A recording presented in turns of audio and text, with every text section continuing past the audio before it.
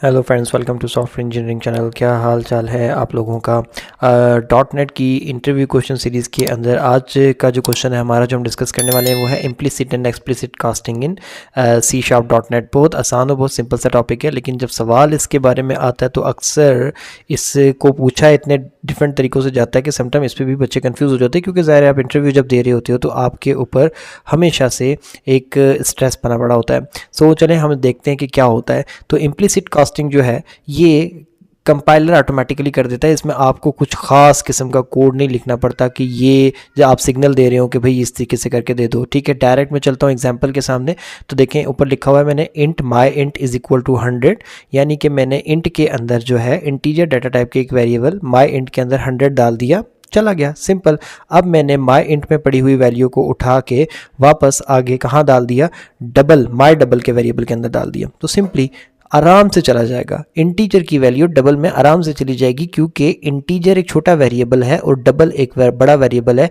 तो छोटे वेरिएबल की वैल्यू को बड़े वेरिएबल में आसानी से डाला जा सकता है, ऑटोमेटिकली चली जाती है, इसमें किसी किस्म का कोई मसला नहीं आता। तो इस किस्म की जो कन्वर्जन होती है, इसमें जैसे इंटीजर को हमने डबल में कन्वर्ट कर दिया, तो बेसिकली इसको हम इम्प्लिसिट कास्टिंग कहते हैं। ठीक हो गया। अब इसके बाद अगर हम आगे चलें तो दूसरी आ जाती है आपकी एक्सप्लिसिट कास्टिंग। ये खुद से नहीं होती, इसमें आपको कुछ लिख के करना पड़ता है, आपको कोई फोर्सफुली आपको एक डाटा टाइप से दूसरी में कन्वर्ट करना पड़ता है। अब जैसे कि उसी वाली एग्जांपल को आप देखो तो यहाँ पे उसी का थोड़ा सा एग्जांपल का उल्ट हो गया, माई डबल ऊपर चला गया।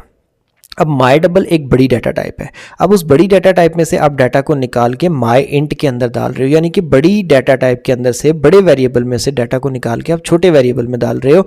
तो इसमें क्या होगा कि आपको स्पेसिफिकली माई डबल के पीछे ब्रैकेट में इंटीजर लिखना पड़ेगा, आपको एक सिग्नल देना पड़ेगा कि यार ये देख लो कि माई डबल की वैल्यू को पहले इंटीजर में कन्वर्ट करके फिर पीछे माई इंट में रखना है सेकेंड लाइन के अंदर। यहाँ पे आपको ये बात बतानी पड़ेगी। जब तक आप ऐसे नहीं करोगे ये कास्टिंग नहीं हो सकती। इसीलिए क्योंकि हमने इसके अंदर ये चीज़ लिखी है और इसके अंदर हमने ये चीज़ लिखी है और फोर्सफुली हम उसको कह रहे हैं कि कन्वर्ट करो, तो इसको हम क्या कहते हैं, एक्सप्लिसिट कास्टिंग। और इस एक्सप्लिसिट कास्टिंग का एक नुकसान होता है। नुकसान ये होता है कि आपका डाटा लॉस हो जाता है। क्यों? क्योंकि देखें डबल डाटा टाइप जो होती है उसके अंदर ये एबिलिटी होती है कि वो पॉइंट्स वाले जो वैल्यूज़ हैं उनको अपने पास सेव कर सकती है। तो इसमें 9 के बाद पॉइंट वाली वैल्यू है ना 7 8, तो माई डबल में तो ये सेफ थी, लेकिन इंटीजर के पास ये एबिलिटी नहीं है। इंटीजर सिर्फ एक 9 सेव कर सकता है। तो जब आप उसको कन्वर्ट करके माई इंट में वैल्यू को डालोगे तो वो 0.78 वाले हिस्से को इग्नोर कर देगा और आपका वो डाटा लॉस हो जाएगा और आपके पास माई इंट में सिर्फ 9 जाके सेव होगा।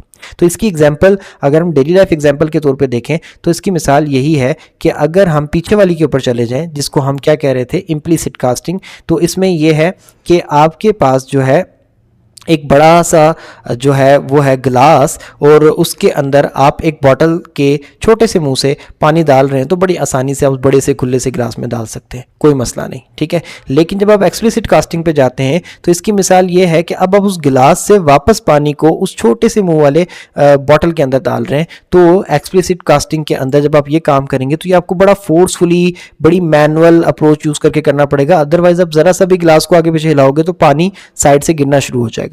तो सिंपल वही एग्जांपल है कि जब आप किसी छोटी चीज़ को किसी बड़े बॉक्स में डालते हो तो इजीली आ जाती है, लेकिन जब आप किसी बड़ी चीज़ को किसी छोटे बॉक्स में डालने की कोशिश करते हो तो अमूमन थोड़ी सी वो चीज़ जो है लॉस हो जाती है, थोड़ी सी बाहर रह जाती है, जिसको आपको काटना पड़ता है, ख़त्म करना पड़ता है ताकि उसमें एडजस्ट आ सके।